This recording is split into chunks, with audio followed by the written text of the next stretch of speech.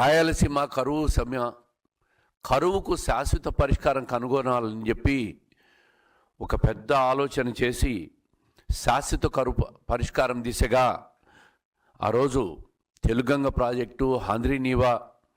గాలేర్ Nagari, Veligonda project, KC canal కానీ, SRBC కానీ ఇవన్నీ కూడా ప్రాజెక్టులన్నీ ప్రారంభించి గ్రేటర్ రాయలసీమ అంటే అప్పటి అనంతపూర్, కర్నూలు, కడప, చిత్తూరు, నెల్లూరు, ఒంగోలు జిల్లాలను కలుపుకొని గ్రేటర్ రాయలసీమగా కరువు సీమకంతా కూడా నీళ్లు పారేయాలా, కృష్ణా జలాలు తీసుకురావాలని ఆయన చేసిన ఆలోచనలకు అంకురార్పణ జరిగిందో ఆ అంకురార్పణ ఈరోజు చంద్రబాబు నాయుడు గారు ఒక పెద్ద మహత్తర